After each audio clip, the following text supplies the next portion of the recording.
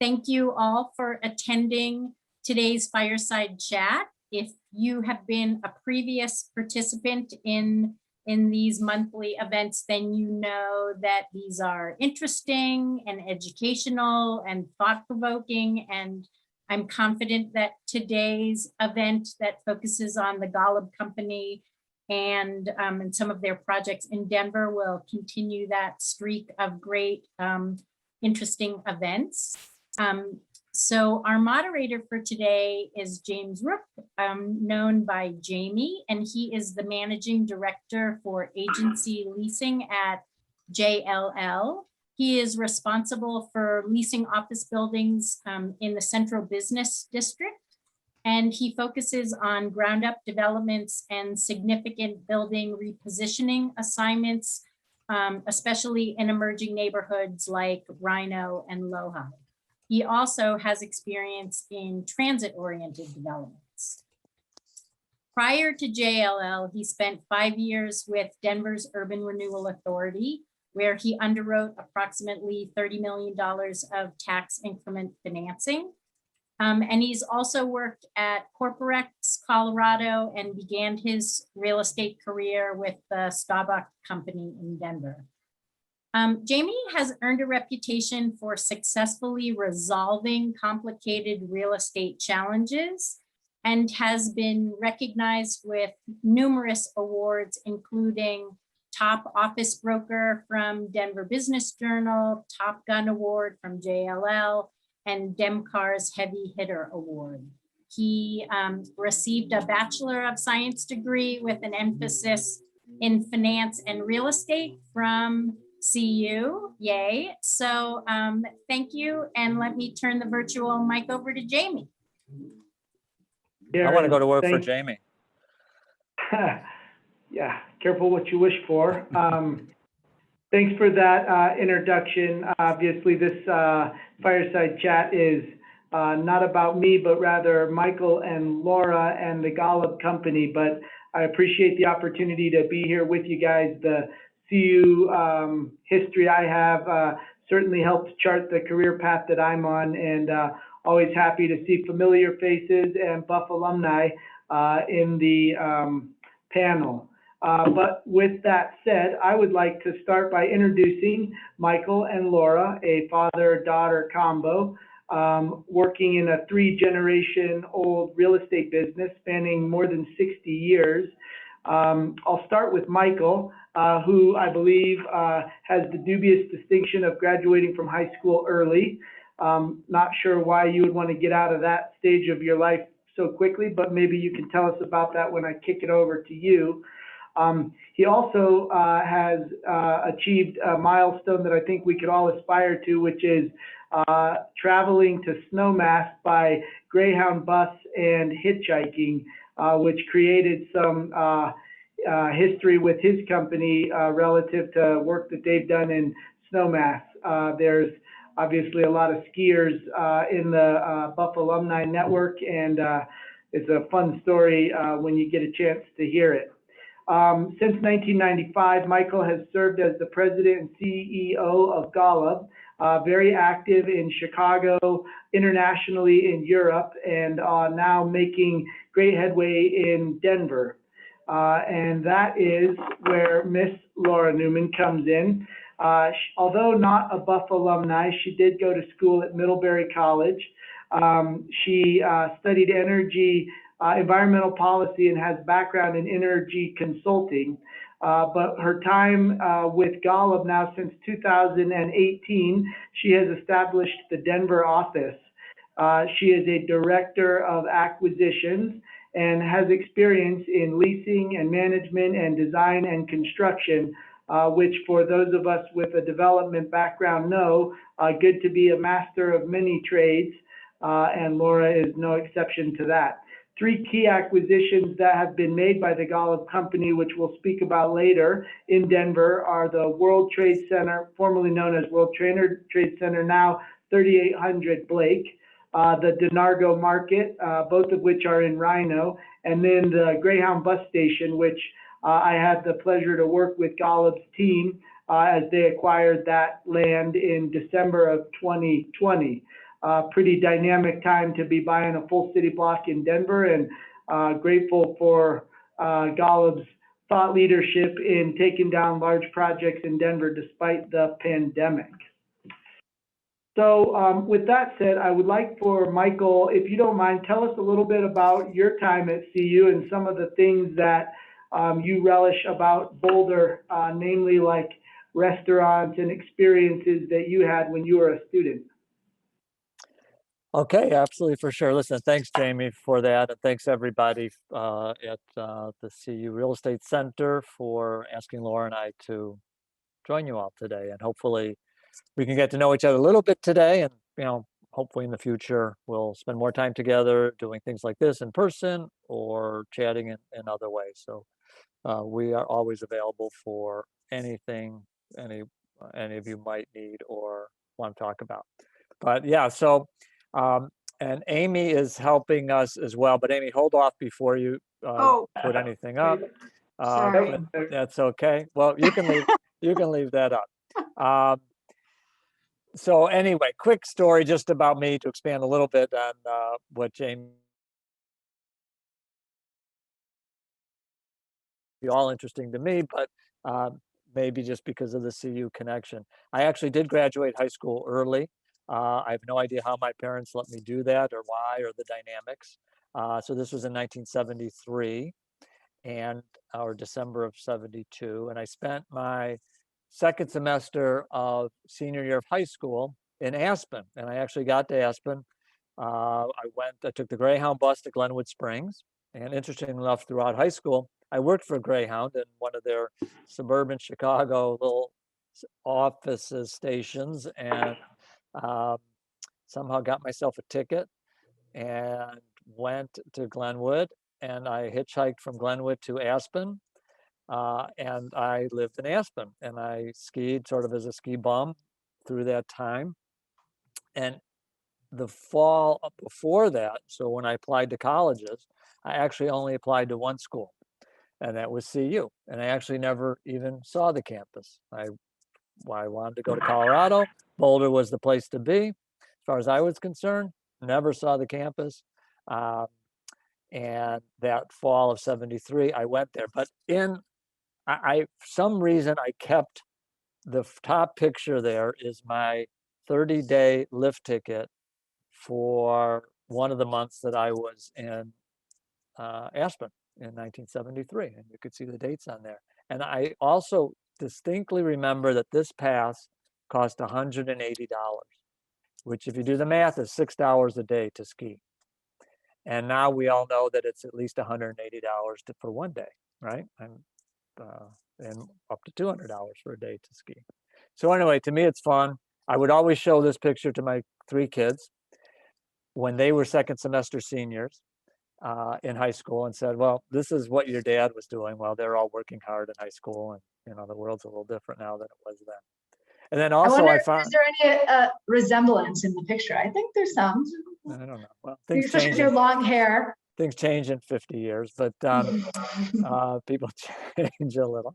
Anyway, the next picture is my student ID from Boulder. No, sorry, the next picture back. Sorry.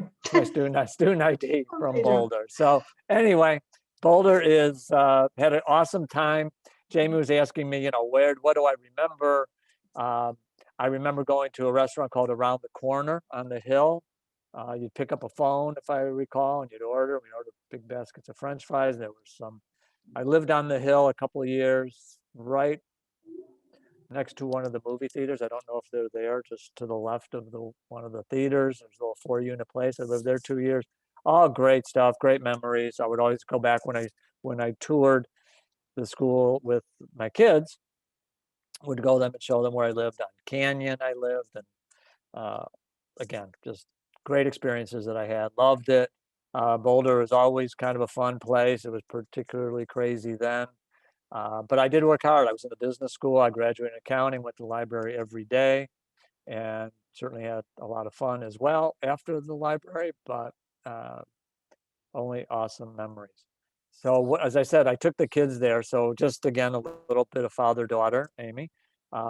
This is a pictures when Laura, we were touring Boulder when Laura was looking at colleges. So whatever you were, junior in high school here, Laura, something like that. Probably, yeah. So that was a little while ago now. So these are just, again, some touch points with CU. Other fond memories, I remember we could play football in the stadium. So I was in Libby dorm.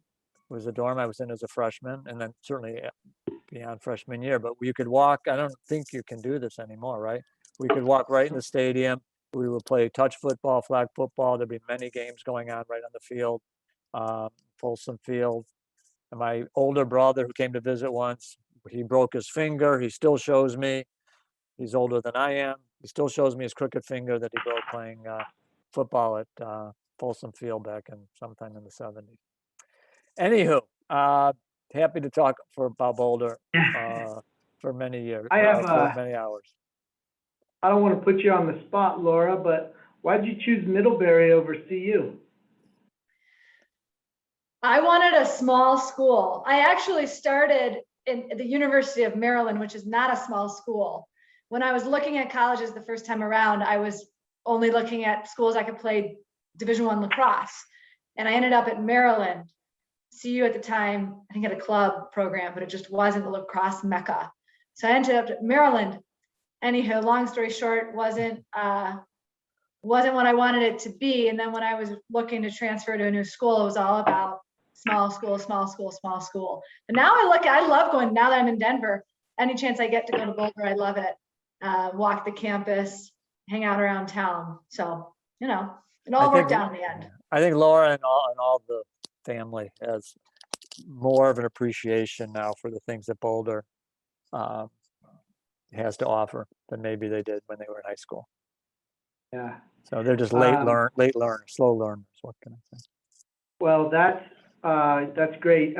One note I didn't mention was Michael studied accounting and graduated in 1977. As a graduate of the business school myself, accounting was the hardest and the class I liked the least. Interesting that you were able to get all the way through that and graduate with a degree in accounting. I think now I'd like to sort of jump into some specific things about the Golub company. And maybe, Michael, I'll start with you. If you can talk about in the 60-year history, you guys have accomplished a lot of different product types, developing, owning, managing, et cetera. But maybe give us just a snapshot of the past and the present and the future of the company as you see it now. For sure, I can do that. And just the quick background, because it's always helpful, I think, when I hear people, where are they coming from? Like, what's their, history and perspective on things. And just so for those of you who don't know, I'll just give the very, very short. We're a 60-plus-year-old company now. The company was founded by Gene Golub. Gene is my father-in-law, Laura's grandfather. And we have always been in real estate. We're Chicago-based, have always been based in Chicago.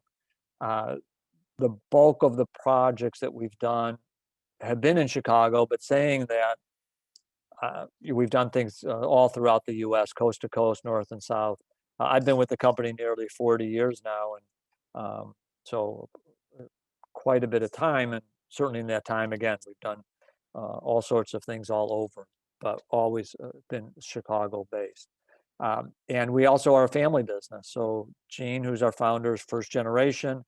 My partners in the business now are my brother-in-law, Lee Golub, and my sister-in-law, Paula Harris. You can see some old pictures of us in the upper left of this timeline. We know this timeline's very hard to read. It wasn't, we use this for a variety of things, but we thought it would be kind of fun and interesting just to put it up. And what it does, it just gives some of the major highlights of either projects or ventures or activities that we've done since the beginning. And also, so you all know, our primary focus on property types is office and residential. And on the resi side, it's rental, multifamily rental, it's condo, it's not single family homes, although we've done that. We've done a lot of mixed use, but we've done all product types. Over our history, we've done everything. But our vast majority are those two product types. And again, a lot of mixed use, which combine those, and perhaps some retail as well. And we do ground up development and we acquire existing assets as well. We like to have that balance. So we like to say we do a lot of different things. We're very focused, but within what we're focused on, we do a lot of different types of things: building, buying, suburban, urban, geographic size thing, smaller deals, larger deals, depending on the type of project and where it's at. The other thing that's we like to point out is on this slide is if you in the 1980s, for example, you can see sort of in the bottom left a little bit where it says Aspen Snowmass, and we'll talk a little bit about that more in a second. But we were looking at we did a big workout distress deal in Snowmass where we acquired in a joint venture 2,000 acres of land and all around Snowmass. Those that have been in Snowmass, you'll know all the stuff that we had because it's almost all been developed now. But at the same time as when we were going into Central and Eastern Europe, is truly the first U.S. real estate developer to go to Central and Eastern Europe right after the fall of the Berlin Wall. We could have put that picture up, Amy, picture of me chopping at the Berlin Wall, which most of you are too young to remember, but that was in November of 1989 when the wall came down. And we were there, Gene and I, in Berlin at the end of November. It was about 3 weeks after the initial fall of the wall, chopping at the Berlin Wall. And it's very cool, amazing time. That was our first trip to Warsaw, Poland, where we did some projects, which I'll get into in a little bit, or we can spend more time on as much as you all want to talk about it. But we're a very opportunistic company, very private company, very hands-on. And we see opportunities, we try to go and jump on them, to take advantage of them. So we don't have a set plan. We do what we know what we like to do, but within that, like I said, it could be anywhere with anyone at any point in time. So we're doing work in Poland, at the same time we're doing land development in Snowmass, Colorado. And that's really one of the things here. And again, I could pick out any one of these sort of major events and things that we've done, and there's behind each one is a story as to how we got there. Maybe that's the right way to do it, maybe it's not.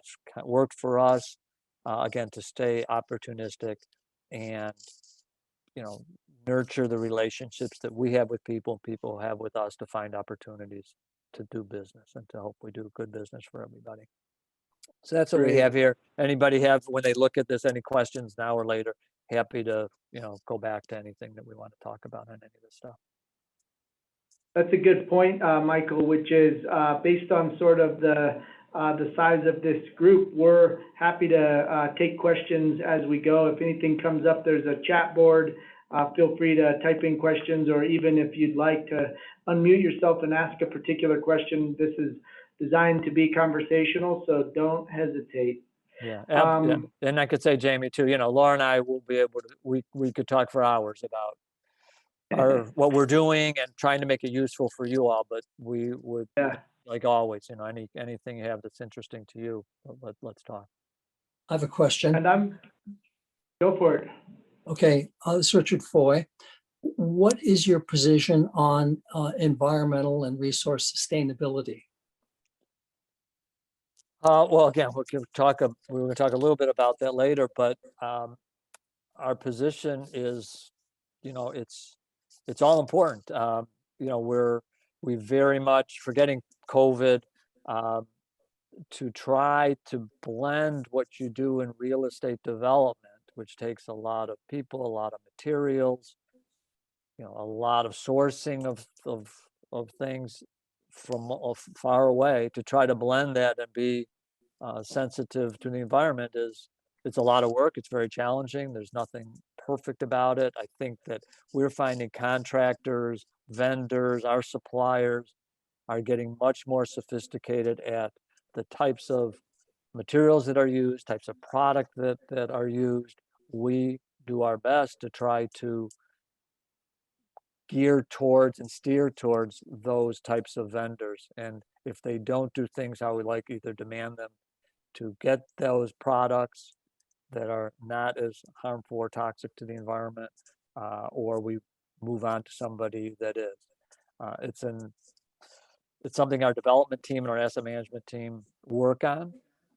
It's sometimes challenging to, you see certain things happening and you just wish it could be done a different way. And we rely, again, we're a full service organization as far as operationally, but as far as construction, design, we outsource all of that. And we know the contractors that we work with are taking that work and also very seriously, because that's the source product for a lot of what we do.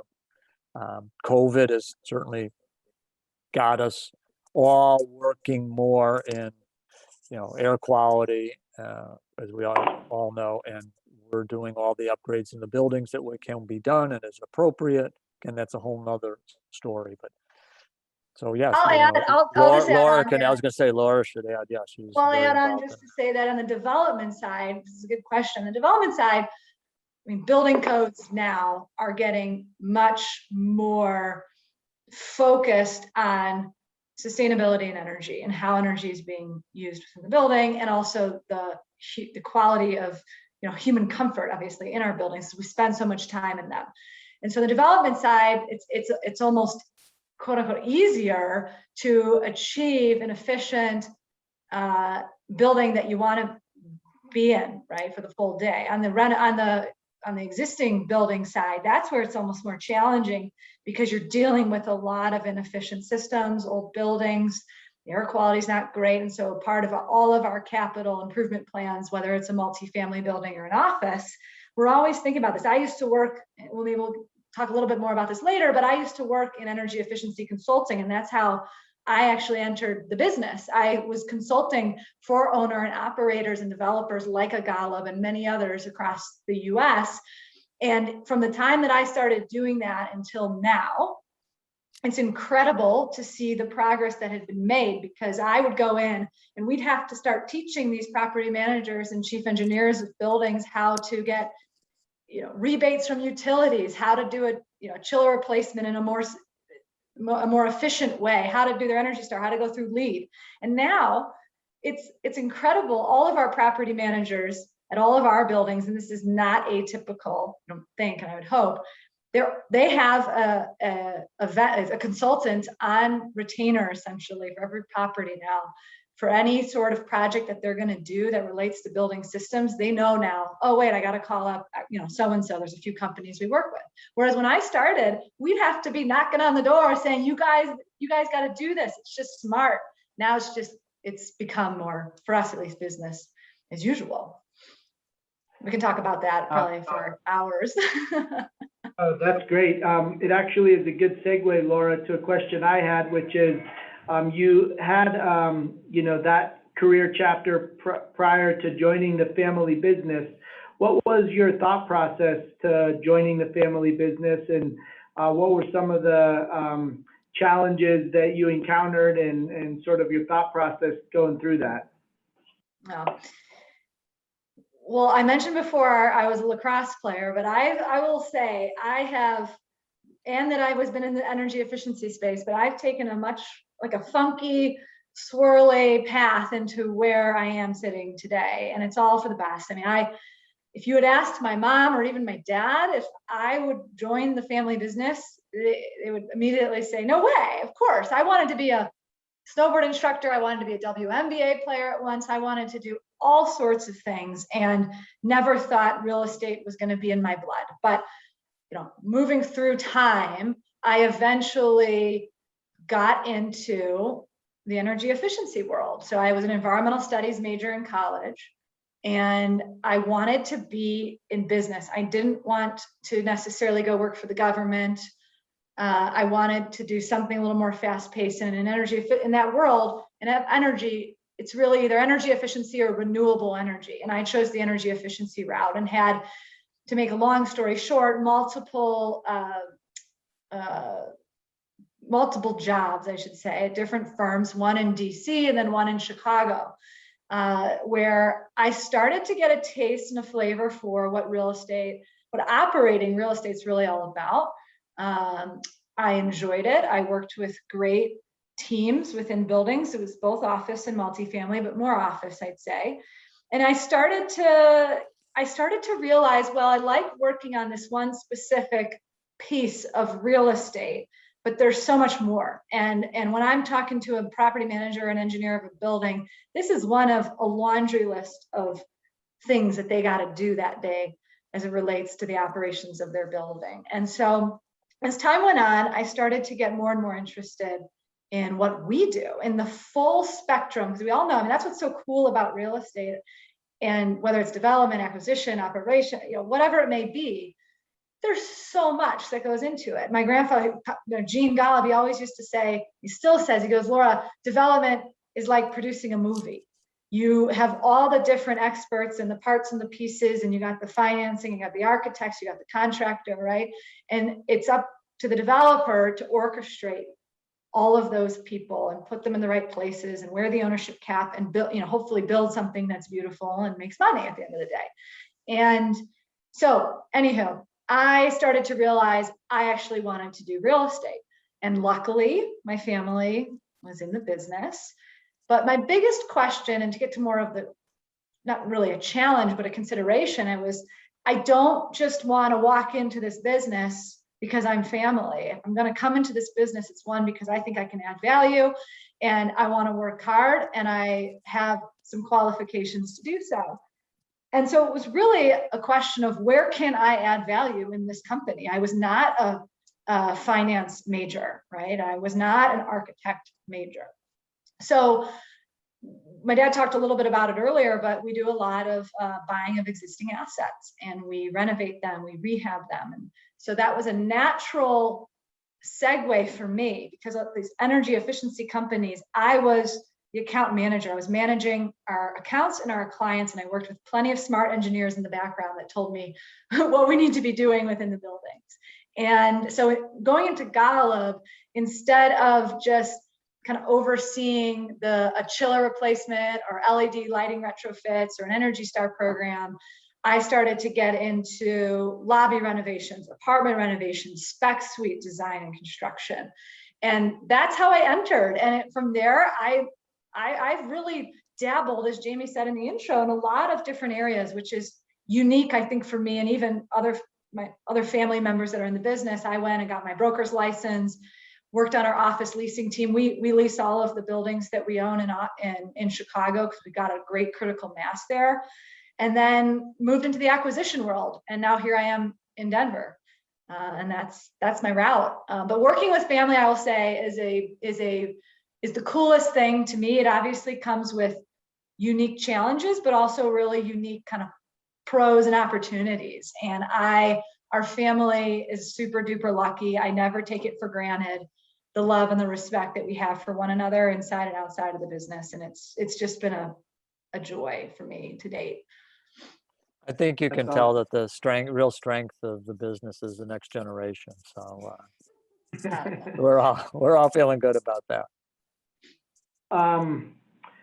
That's great. I am going to come back to you, Laura, with another question in a moment, similar to the one I'm going to ask of you, Michael, right now, which is when you chose to venture into Eastern Europe, why did you do so, especially given the sort of era that you did, as you were talking about the political unrest and the stuff coming down? And I know you said you're super opportunistic, and wherever there's an opportunity, even if it doesn't fit in your box, you'll go for it. But tell us maybe more specifically about that entry into Eastern Europe.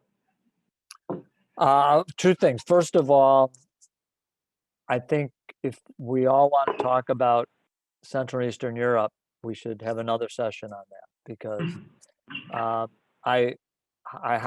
it's really interesting, really cool. And the things that we've done, again, it's not about Golub, but we can use that as a stepping stone just to what family business and real estate does and how they do it, and then certainly why over there and the things that we've done.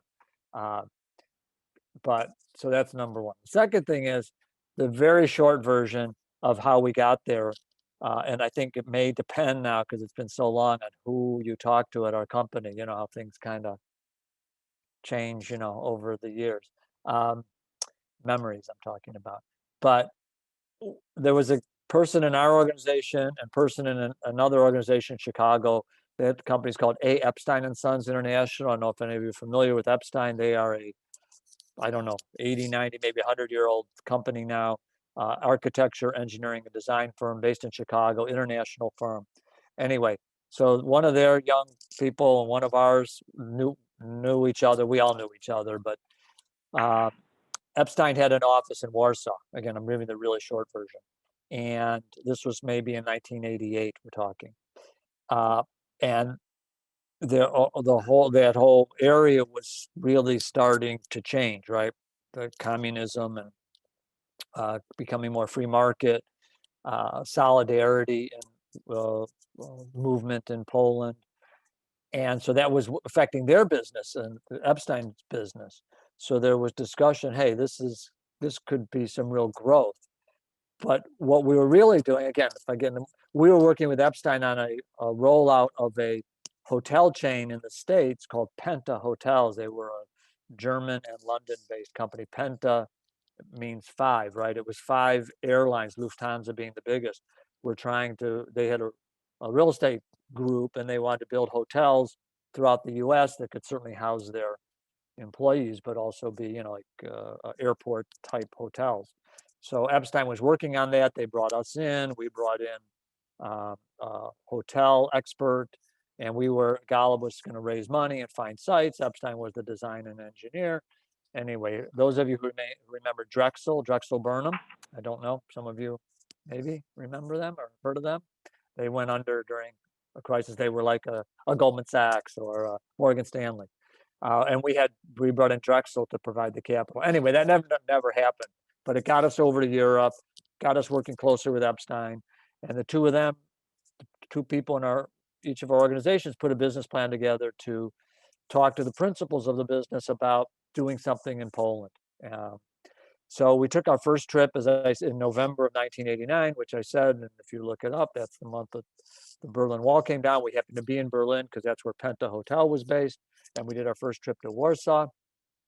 And you saw nothing and you saw everything at the same time. I don't know how many of you, maybe just give a wave, have ever even been to Central Europe, anywhere, whether it's Poland or Czech Republic or Hungary or Russia. Imagine if you were there recently, it's amazing. Imagine being there then when it's like the Wild West, and it's like pioneering. So again, I could go down so many different storylines on it, but it was very opportunistic. There was no preconceived method to the madness. Epstein had a presence there. They're not a development company or a finance company. They're a design, and they were representing communist companies. They were helping them design engineering plants of various types. But they had people there, the person that ran their office, and we just got to talking and said, let's try to do development as we know it, even though there was no such thing as long-term leases. The leases there were 3 months, 90-day leases that would be rolling forward forever. And they were with state-owned companies on state-owned properties that were sitting on state-owned land, and everything was government controlled. So how do we bring free market, activity and financing? Where's the money going to come from? If we build something, even first of all, who's going to build it? Who has that technology? And then who would you sell it to? So again, let's talk another time on all this. It's kind of, I go there still, and I get goosebumps on the first building we ever built, which is now a nondescript 10-story, 100,000 square foot office building called Warsaw Corporate Center, which we've sold a long time ago. But the story of how we financed it, how we got land, the partners that we had, and then we expanded. We went into Hungary, which was not a great place to do stuff, but we did a few things. We went into Prague, only Prague in the Czech Republic. Poland's unique because it's 40 million people, and it's got a half dozen or more cities with populations of 500,000 or more. You go to Hungary, it's got Budapest. You go to Czech Republic, and that was when it was Czechoslovakia still, wasn't Slovakia with Bratislava. But we did work in Russia. We renovated building in St. Petersburg, Russia. If anyone's been to St. Petersburg, it's a beautiful city. But it was crazy and great when we were there, and then got a little scary. And again, many stories. But working with the mayor of St. Petersburg, Anatoly Sobchak was his name. Anyhow, so we got there, Jamie. I don't want to bore everybody, but it was we built the first Western style office buildings there. We'll show you a picture in a second. Or why don't you bring that up, Amy, maybe, if it's okay, Jamie. We're gonna show some other buildings, but Amy, do that. Good. So the one in the top is called Warsaw Financial Center in Poland. That's the second building we built, maybe just down the street, if you will, from the first building. If anyone's been to Warsaw, it's right across the street from the Palace of Culture. But this is a Cohn-Pedersen Fox design. We brought KPF over there, for those of you who know the firm. And this deal was obviously a high-rise, state-of-the-art, probably the nicest building at the time in most all of Europe, let alone certainly in Central and Eastern Europe. And again, can spend an hour talking about how we did this deal. But this was the type of building that we built. There's nothing like this in the marketplace for decades after, we built this in the 90s. And just kind of unheard of. I have a specific question on that note, Michael. So real estate development is, a balance between the risk and the return. The way that you've described, and maybe my perception of the era of development there, was it perceptionally or actually riskier? And did the returns that you generated on that project reflect that? So it's definitely riskier, but in some cases it exceeded it. In some cases it didn't. Things are like any market. Plus, when you're over there and you're building in places where the rules are just being written, while the real estate may look beautiful, and this deal was a nice success for us, but the people that bought it after us and then after them made small fortunes on it. We didn't at the time. We sold it during a downtime, and we had, I think it was Arthur Young, which became Ernst & Young, as a main tenant. And they were, that was a downtime, and they were going to relocate to another building. And our partner at the time said that they wanted to sell. And we said, this is when you don't sell. But we ended up selling. We made some money, but it wasn't what you would think you do in that, taking all the risks that we took in that kind of a deal. So, yeah, I would say it was a combination of both, which isn't unusual for any kind of real estate. But any real estate development everywhere certainly is a lot of risk. Let's shift gears to Denver.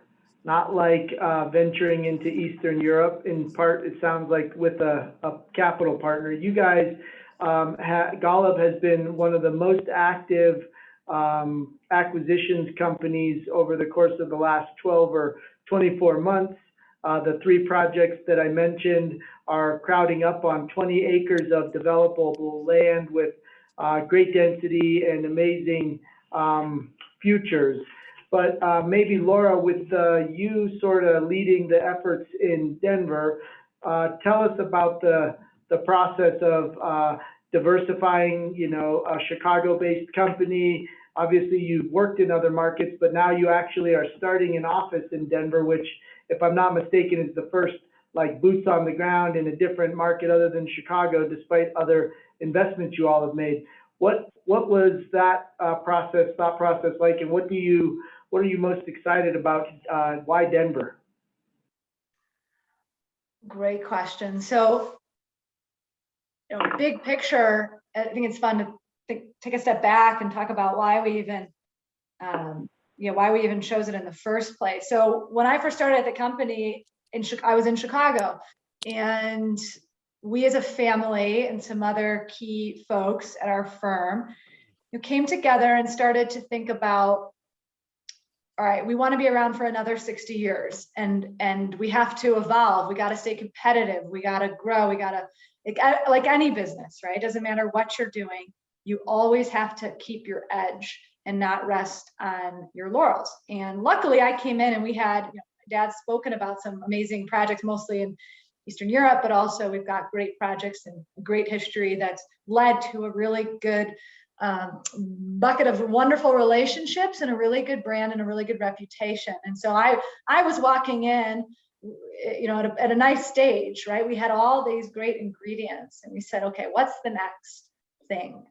And what we came to was, let's truly diversify geographically.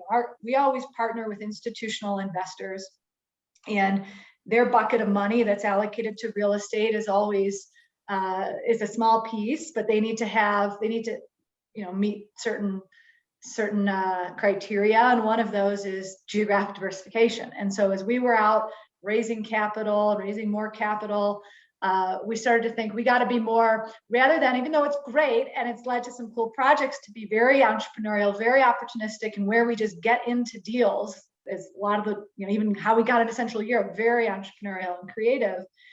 How do we take that energy and that experience, but maybe do something a little bit more programmatic and thoughtful? And we said, let's go open an office. And as a developer, as an owner, as an operator, as a manager of other people's money, right? You are expected to be the expert. And real estate's a very, very, very local business, and especially real estate development, even more than acquiring existing properties. And you got to be on the ground. And when we built, and we've successfully built lots of projects outside of Chicago, and the way we did that at the time was we put a team in place to execute the project, and then had a ton of hands-on oversight from Chicago and people flying back and forth. But we never said, let's open an office around our deal in San Francisco or our deal in Phoenix, Scottsdale area, or wherever it may be.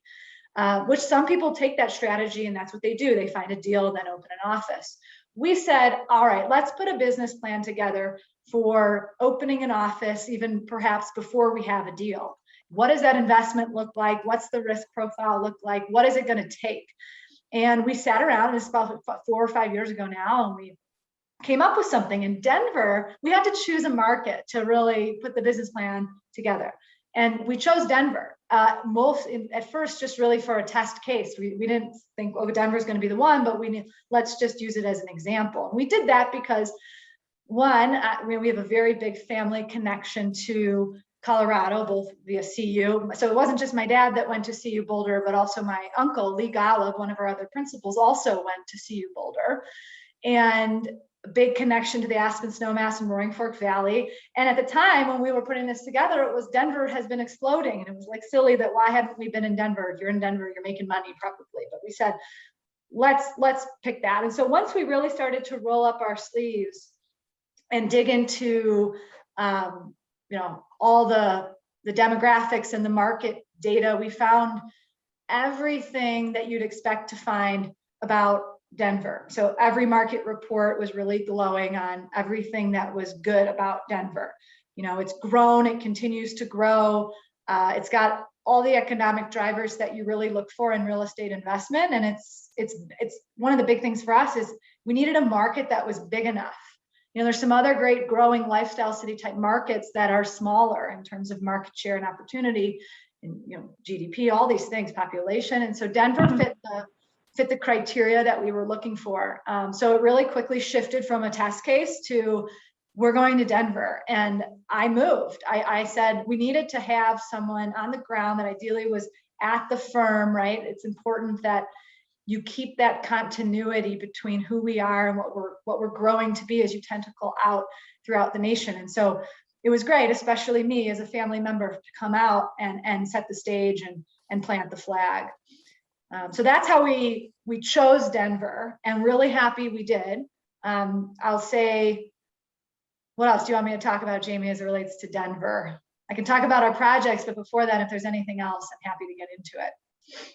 I think it would be great to dive into the details of the particular projects, and I think you could take them in whichever order you prefer. There's many chapters to go on all of them, but let's go in reverse order and talk about, in consideration of Michael's history with Greyhound, the full city block downtown, and sort of what's your vision there? You're obviously quite early on in the stage, but tell us about the thought process for acquiring that building. And I'll remind the team it was during the COVID pandemic that this property was put under contract, underwritten, and closed upon, and there was a lot of uncertainty in the capital markets and finding partnerships and thinking about the different asset classes that could be developed here. So with that as the backdrop, tell us what is publicly digestible about this site now. Okay, for sure. And actually, I think I should back up a second here and say, because then I'll dive into that and just say that, because it relates, our strategy on Greyhound relates to our other land acquisitions. And I should say that one thing about starting the office here, our goal in the beginning was actually to acquire existing assets and get to know the market and start there and build relationships and perspective, and then get into development. And when we were looking in 2018 at acquiring existing properties, it was tight. It's tough, right? I'm so happy we don't have to say what inning are we in anymore. I mean, I guess it's a relevant question because real estate prices are still going up, but it was tough and it was expensive, and we were having trouble finding the right opportunity for us to buy existing assets. And so we said, well, okay, where can we add value to Denver? Where is our expertise? Where can we go and actually do something that's different and unique and perhaps a little bit less competitive, to be honest, here in Denver. And as a big developer, one of the things that we said we know we can do, we've done it before, is take down big sites. Historically, we've done big projects, and we partner with big institutions and we do big high rises, right? But we've done all over the spectrum of things. But we said that is something that I think that where we can add value here to our partners and in Denver. And so we shifted focus and we said, let's find really, really well located real estate that we can develop. And the first two sites, which we can talk about a little later, were in Rhino. One at the 30th and Blake Light Rail Station, TOD, awesome, just mixed use office. There, at the time, we were planning a hotel with our partner. We'll see what the future of that holds. And then the other was on the other side of Rhino, 13 acres of undeveloped land that we had to take through an entitlement process. And then, so we had those two, right? And we actually closed on I can't believe we closed on both of those sites a day apart from each other, some June 26th and 27th, 2019. So it was crazy time.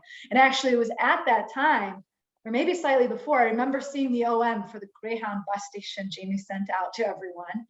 And it was just me at the time in the Denver office. And I was like, I can't even focus on another big acquisition in downtown Denver, even though it's a great location. We just had too much on the plate, right? It's part of a growing office dynamic. And at the time when it was originally marketed, the Greyhound site, we had to pass. We didn't even underwrite it. And good things come around, I guess, so that about a year and a half later from when we closed on our Rhino sites, we closed on the Greyhound site. And it was a quick, as Jamie said, very quick acquisition. We brought in Rockefeller Group out of New York to be our joint venture partner on the land and the pre-development. And it's great. I mean, two big developers with great vision. It's been fun so far working together. That's our first partnership with Rockefeller, actually, which is exciting. We do a lot of repeat business with a lot of our equity partners, but Rockefeller is a new one. So we're excited for that. And, but yeah, so I'll say that it was Greyhound. What can I say about that? So this is what I wanted to say as it relates to the Rhino project. So we had a lot in Rhino, and everyone was saying, man, you guys are buying up all the land in Rhino. Well, and then they're coming to us with other OMs of, we'll buy this land in Rhino. And we said, no, we got a lot. And we've got two of the best sites in our minds. And so when we were looking for new opportunity, the Greyhound opportunity really, really piqued the interest because it's core CBD. And what's interesting about that site is it's not 16th Street Mall. It's not 17th Street historic kind of prime business address strip. It's 19th and 20th Street, which is kind of the periphery right now of Denver. And it's where we see the path of growth, because there's multiple projects, including ours, planned along that 19th and 20th Street corridor that are going to work to grow the CBD, because you've got a lot of height there. That's the last strip really where you can go build tall, have great views, and impact the skyline in an architecturally significant way. And at the same time, we have to look as a city, we got to start connecting the CBD to Ballpark, Lodo, Arapahoe Square, Rhino, Five Points. There's a little bit of a piece there that's missing.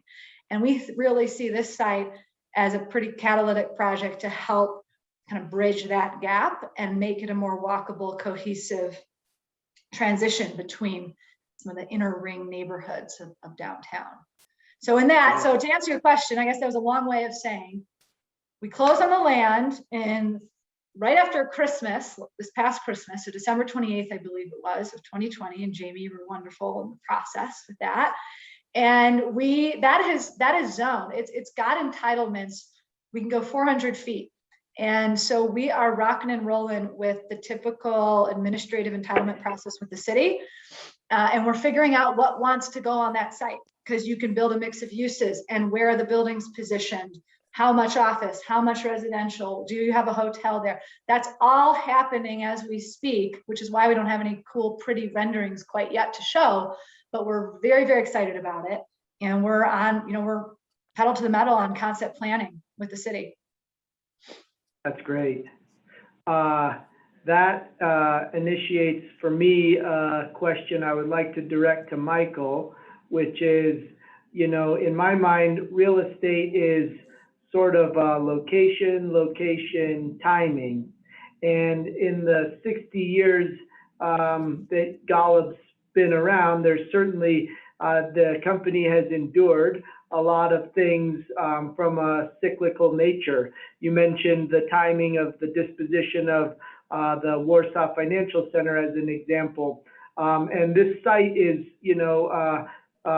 sort of a generational site. Not often do full city blocks come available in any cities, Denver included. But how do you think about guiding the company through a successful outcome in consideration of cyclical things and the timing that it takes to get a project like this going? And what are some things that you think about with regards to mitigating those risks, given the gestation period for a development like this site?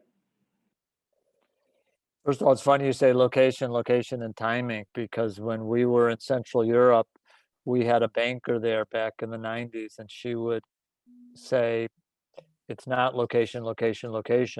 It's patience. And that's what, if you want to do business in Poland. But so whenever people say location, that's what I think of. Again, it's back what I said before, real estate's very cyclical and very risky.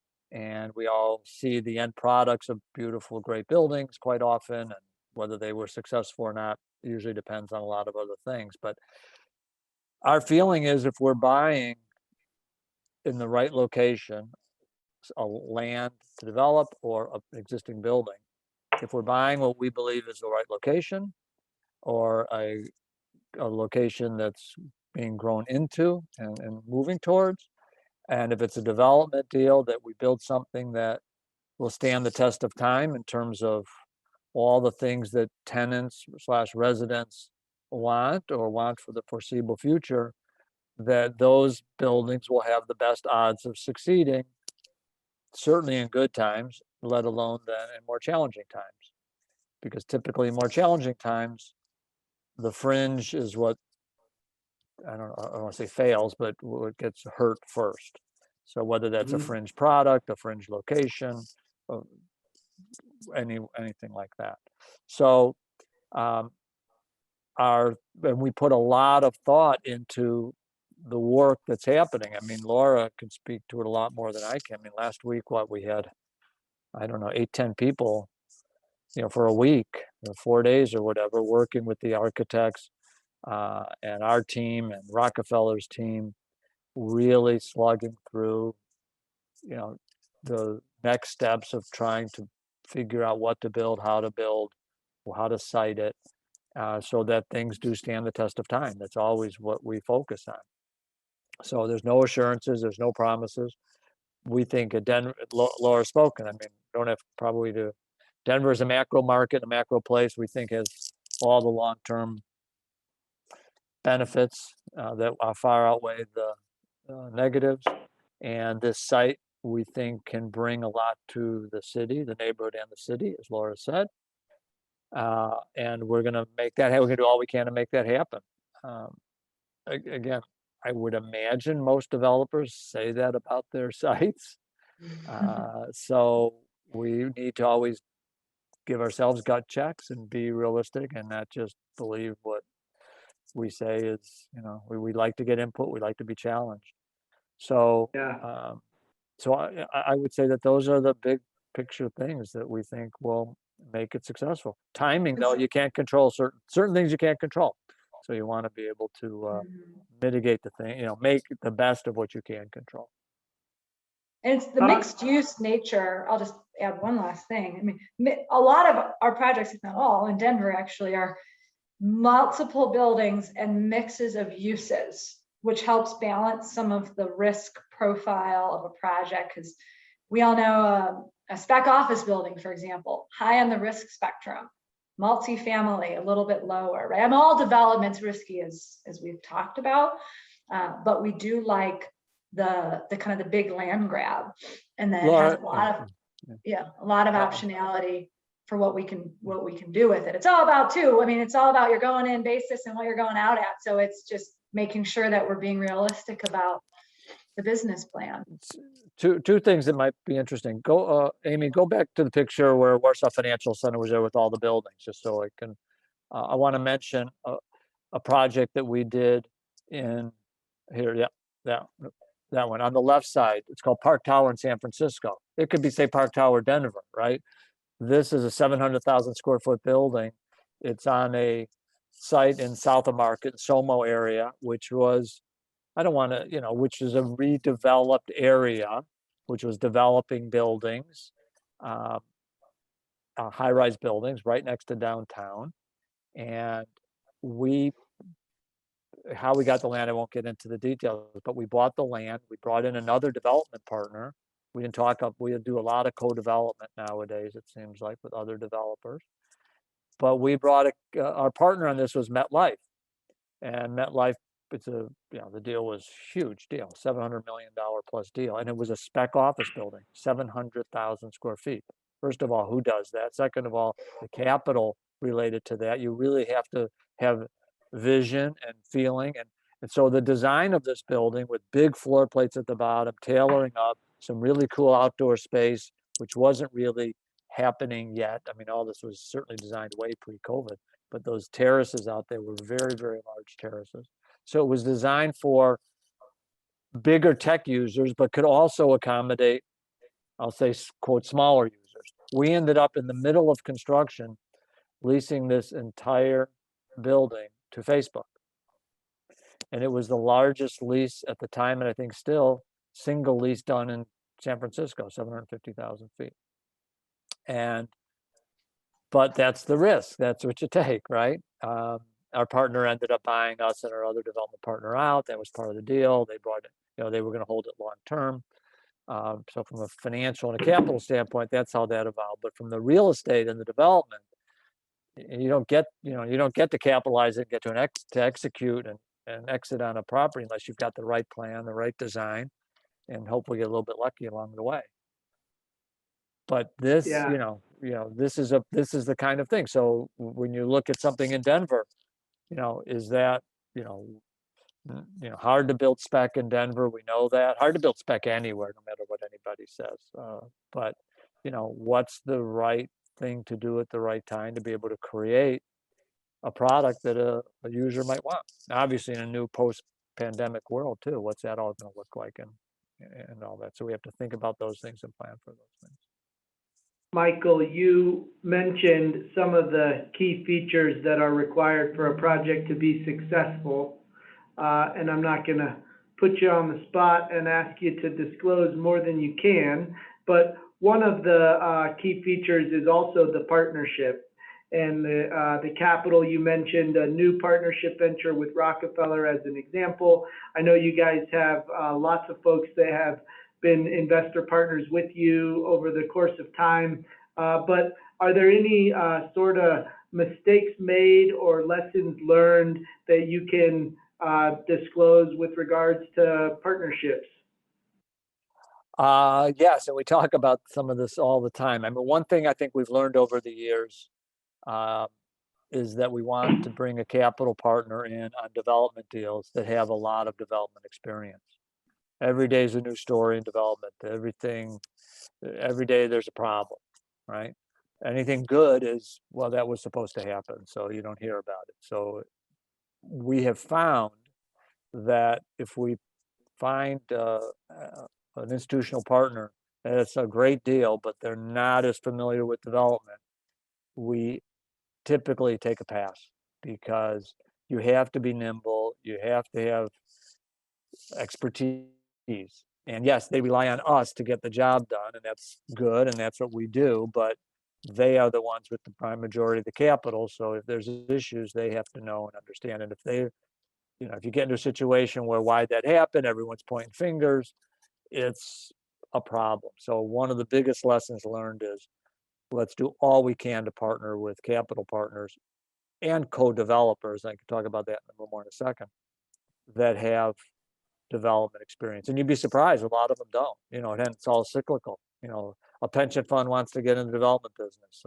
An advisor wants to get into it. An insurance company who's bought deals wants to do development. But if you're one of the early ones with them, it's challenging because it's a learning curve. No matter who they hire to help them on their side, there's still a committee, there's still lack of, experience in the development process, and you can't have that. That's the biggest thing that we find, and the biggest problems that we've had over the years have been with partners. The deals are going to have issues, right? And it's not like I'm blaming, it's just they don't know, and so they become stumbling blocks and roadblocks, and it gets to be tough. Mhm. But some of the, so having a good partner, I can say, being in it on day to day, no matter what the deal is, that totally, you can have the same asset or the same project, and if you've got a partner that you're driving with and it's easy to work with and communications flowing, that's one thing. If you've got one that's a little more bureaucratic or stuck or hard, right? It is what it is, but you work through it, but it's just, it's a different dynamic. Laura makes a funny point.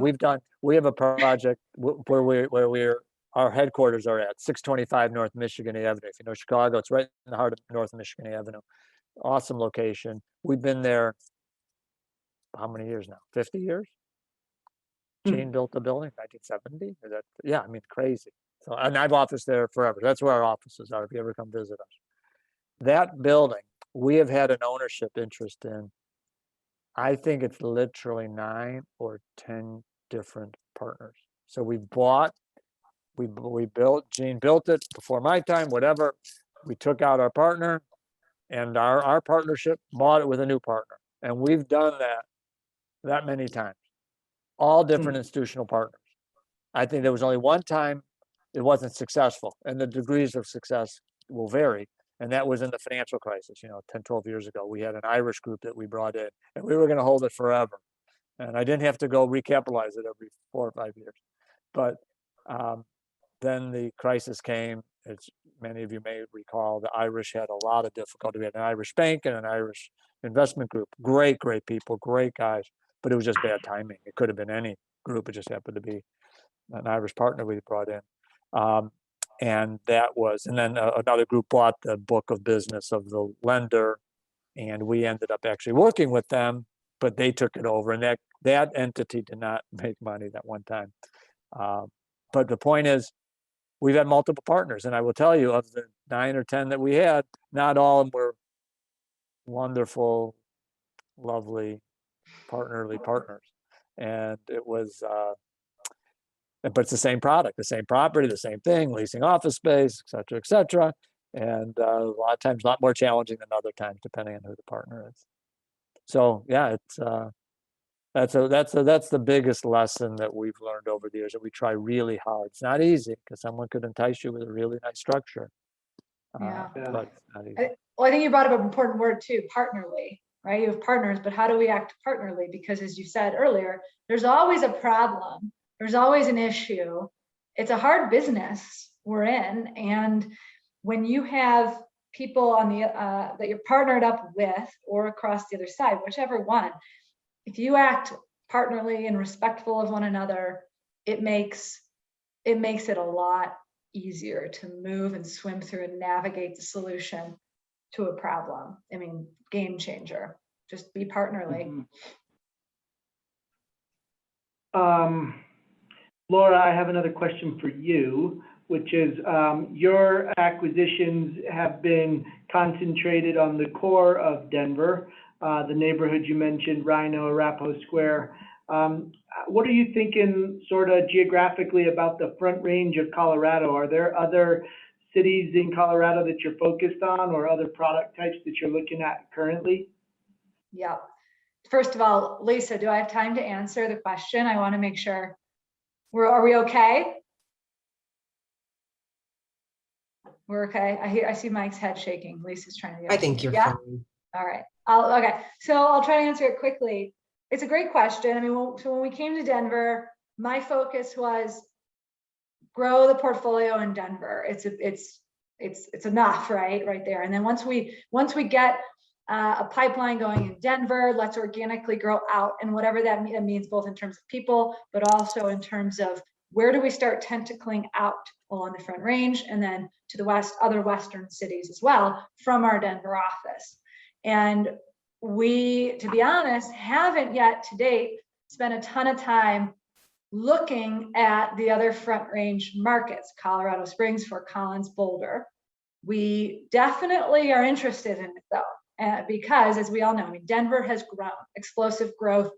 Any city that's growing, the metro expands. We have people moving in from other cities where the dollar goes a lot further in Denver still, believe it or not, than it did in some of these other places like San Francisco, New York, and even Chicago. And it's a blessing and a curse, right? It's great for the growth, but it comes with issues that we as a city have to deal with. How do we create more stock of affordable places for people to live? And how do we keep jobs here? How do we get people to work on our projects and work in our buildings and work in the businesses here? And that's an issue. And so the metro has expanded, and people looking for value.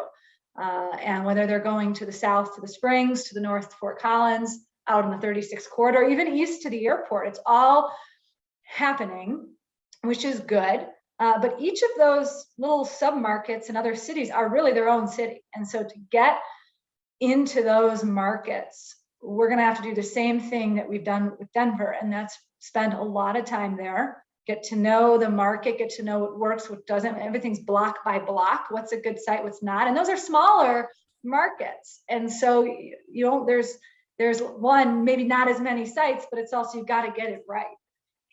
But as more and more people move to the Springs and Fort Collins, I mean, Boulder is another story, but the jobs will follow. I mean, the talent will be there, right? These are not huge office markets that we're talking about like Denver is. So there's going to be a path to growth there, and we'll be exploring them. Boulder, it's its own animal, as you all know, and we love Boulder. It's what probably, developers shy away from it because it's probably one of the most high barrier to entry markets for developers in the nation. It just is. And that's, for many different reasons, but it doesn't really scare me or us. It just makes us want to roll up our sleeves and figure it out. And Boulder, if we are to enter that market, we're going to be there, and we want to be there for a long time. And Boulder, really cares about, even more so than other places, not even if it's zoned, it really cares that it fit. What does it look like? What's the use? How does it fit? If it doesn't fit, you're not going to have any luck getting it approved by council. So love Boulder. Boulder's always been something that I think I've always dreamt about doing something there. So hopefully we'll be more in your neck of the woods as time moves on. That would be great. Nice.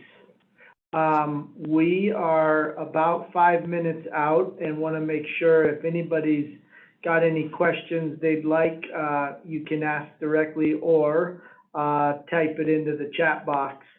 While we wait for that, I think I'd like to maybe end on a high note with the question for you, Michael, which is, of all the projects you've done, what stands out the most in your mind as a successful project for you personally?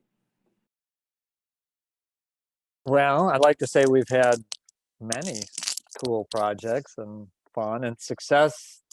I typically define success as financial. I'm sorry, I can't help myself because we're responsible for that, and we have big capital partners that depend on us, and that's pretty much what they care about.